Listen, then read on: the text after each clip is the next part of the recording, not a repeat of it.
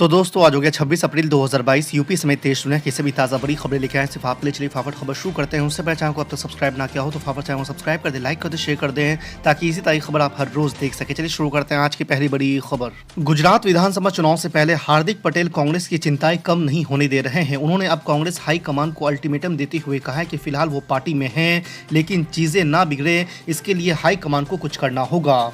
हार्दिक पटेल ने कहा है कि कुछ नेता है जो चाहते हैं कि हार्दिक पटेल कांग्रेस को छोड़ दे।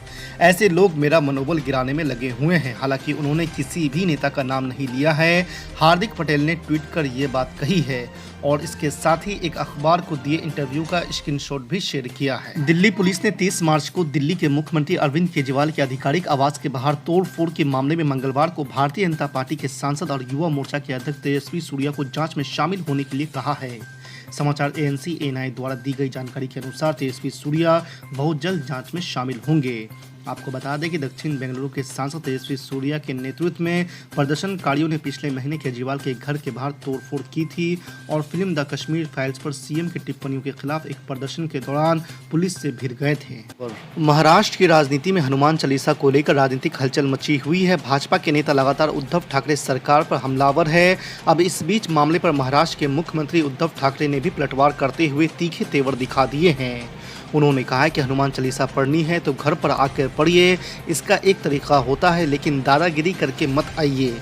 अगर ऐसा करेंगे तो बाला साहब ने सिखाया है कि दादागिरी कैसे तोड़नी है। राजद विधायक और पूर्व मंत्री तेज प्रताप यादव ने ट्वीट कर पार्टी से इस्तीफा देने की घोषणा कर दी है। तेज प्रताप यादव ने कहा है कि वो जल्द ही अपने पिता और राजद के राष्ट्रीय अध्यक्ष लालू प्रसाद यादव से मिलकर अपना इस्तीफा सौंप देंगे। आपको बता दें कि तेज प्रताप यादव ने कहा है कि उन्होंने हमेशा अपने पिता के पदचिन्हों पर चलने का काम किया है और सभी कार्यकर्ताओं को सम्मान दिया है। आपको बता दें कि तेज प्रताप यादव के खिलाफ सोमवार को ही युवा राजद के महानगर अध्यक्ष रामराज यादव ने बंद कमरे में पीटने और दावत इफ्तार के दिन इस घटना को अंजाम दिए जाने का आरोप लगाया था। जम्मू कश्मीर के पूर्व मुख्यमंत्री और पीडीपी चीफ महबूबा मुफ्ती ने प्रधानमंत्री नरेंद्र मोदी पर निशाना साधते हुए कहा है कि वो केवल बातें करते हैं और देश के मुसलमानों और कश्मीर के युवाओं के लिए कुछ नहीं कर रहे हैं। मुफ्ती ने कहा है कि जब मुसलमानों की रोजी रोटी पर बुलडोजर चलाया जाता है तो वो कुछ नहीं करते। जम्मू कश्मीर के युवाओं की भूमि और रोजगार बाहरियों को दिया जा रहा है। आपको बता दें कि श्रीनगर में मीडिया से बात करते हुए उन्होंने कहा है कि हम सेकुलर देश में रहते हैं और यहाँ सबसे बड़ा अल्पसंख्यक समाज मुसलमानों का है। उन्हें तोड़ा जा रहा है, उनके घरों पर बुलडोजर चलाया जा रहा है, रोजी रोटी छीनी जा रही है। प्रधानमंत्री इस मामले में कुछ नहीं कह रहे हैं। लाउड स्पीकर और हनुमान चालीसा मामले में गिरफ्तारी के बाद भाईकला जेल में बंद निर्दलीय सांसद नवनीत राणा ने लोकसभा स्पीकर ओम बिरला को लिखे खत में दावा किया है कि जेल में उनके साथ भेदभाव किया जा रहा है। उन्होंने आरोप लगाया है कि नीची जाति से होने की वजह से उनके साथ बदसलूकी की जाती है और पीने का पानी भी नहीं दिया जाता। नवनीत राणा ने जेल प्रशासन पर गंभीर आरोप लगाए हैं। स्पीकर को लिखे खत में उन्होंने कहा है कि जेल में मानव अधिकारों का भी ध्यान नहीं रखा जा रहा है। उत्तर प्रदेश की सियासत में इन दिनों आजम खान का नाम सबसे ज्यादा चर्चा में है। अब आजम खान ने समाजवादी पार्टी के प्रमुख अखिलेश यादव से नाराजगी की बात सामने आई है तो तमाम सियासी दलों के नेता आजम खान से मुलाकात को आतुर दिख रहे हैं। रोज सीतापुर जेल में मुलाकात की अर्जियां लग रही है। इसी क्रम में सोमवार को कांग्रेस नेता आचार्य प्रमोद कृष्णन ने भी सीतापुर जेल जाकर आजम खान से मुलाकात की। आपको बता दें कि दिलचस्प बात यह है कि एक दिन पहले ही आजम खान से मिलने के लिए सपा विधायक रविदास मल्होत्रा सीतापुर जेल पहुंचे थे, लेकिन उन्हें बेरंग ही लौटना पड़ा। पता चला था कि आजम खान ने उनसे मिलने से ही इनकार कर दिया। आपके कैमरा एक आंख के अंधे हैं। आपके कैमरा दो आंख दिखाना चाहिए। आप एक आंख के अंधे हैं तो मैं क्या कर सकता हूं? क्या आपको नहीं दिखाई दिया वो तलवारें? क्या आपको नहीं दिखा दिया कट्टी और वो तफंचे? क्या आपको नहीं आपके कानों को नहीं सुनाई दे रहा है उस तरह के गाने? क्या आपको नहीं दिख रहा कि उत्तराखंड में रात में जुलूस निकाला गया और वहां पर क्या क्या बकवास बका गया? आप दिखाइए, आपका इख्तियार है, मैं रोक नहीं सकता आपको, मगर मेरा काम है जो सच्चाई बोलता रहूंगा। चाहे मुझे ना दिखाओ, आप उसको भी बंद कर दो। क्यों आपने पुलिस परमिशन आप खुद कह रहे नहीं दिया, तो पुलिस का वहां पर इंतजाम क्यों नहीं था? तो इसका मतलब यह कि आपने कहा कि तलवार लेकर जाओ बेटा, तफंचा साथ में लेकर जाओ, गाने बजाओ वहां पर। सब आपके पास है ना, टेक्निकल चीजें आपके पास हैं, हर चीज आपके पास है।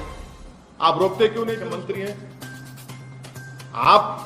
अगर आप लोग ये दिमाग बना, जितने भी पावर में है, जो स्टेट में चीफ मिनिस्टर्स हैं, चाहे कांग्रेस के हो, बीजेपी के हो या नॉन कांग्रेस के हो, अगर आप लोग ये तय कर चुके हैं कि मुसलमान ही जिम्मेदार है तो फिर इंसाफ कभी नहीं हो सकता।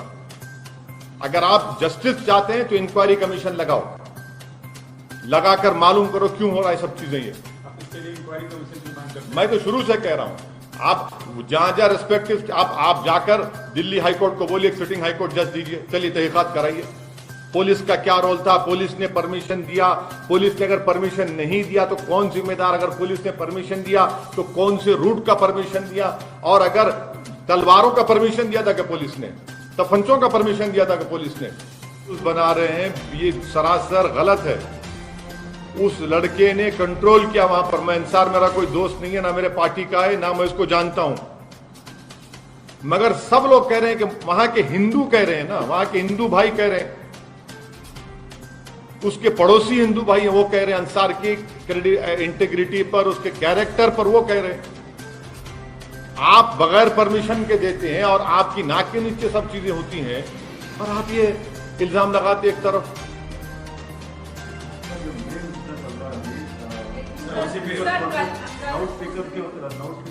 आप क्या बोल रहे मैडम, बोलिए मैडम। सर, आज भी फिर से पथराव हुआ, आज भी स्टोन पेल्टिंग हुआ, तो उस पे नहीं, वो पुलिस बोल दी, वो जिसके घर में गए थे वहां से पत्थर है, ये मामला पीसफुल है, पुलिस ने कह दिया। सीपी ने क्या कहा, नहीं सीपी ने क्या कहा, सीपी ने कहा कि कौन सी भी मस्जिद पे फ्लैग इंस्टॉल नहीं किया गया, ये मतलब आप बोल रहे थे फ्लैग। मैं सीपी साहब को वीडियो मैं अभी ट्वीट करता हूं थोड़ी देर में, वो वीडियो वो आप लोगों को भी दिखाता हूं, देख लो आप। मस्जिद के अंदर वहां पर झंडे पड़े हुए हैं, कैसी बात कर रहे हैं वो। अपनी नाकामी को छुपाने के लिए कम से कम इतना तो झूठ मत बोलिए। तलवारें लेकर क्यों जाते हैं भाई? उनके हाथ में क्या कट्टे नहीं थे, उनके हाथ में पिस्टल नहीं थे जो प्रोसेशन में थे? कहां? वही तो हम कह रहे हैं, आपने इजाजत क्यों दी? अगर तलवार किसी के हाथ में है तो पकड़िए ना, फिर आप क्या एक के हाथ में तलवार है तो फूल है, दूसरे के हाथ में अगर तलवार है तो तलवार है। अब वही छत पे पत्थर है, सब चीज है, कोई छत पे पत्थर नहीं है। आप जब दो प्रोसेशन पीसफुल निकल गए बगैर परमिशन के, सुनिए, कोई वर्जन एक ही वर्जन हम पिछले 40-50 साल से सुन रहे हैं कि मुसलमान जिम्मेदार है इसका, माइनॉरिटी जिम्मेदार है इसका, एक ही वर्जन सुन रहे हैं। और जब इंक्वायरी कमीशन की रिपोर्ट आती तो उसमें सच्चाई सामने आती। मैं आपको आप सुनिए, अब आप सुनना चाह रहे हैं ना, मैं सुनाता हूं आपको, सुनिए।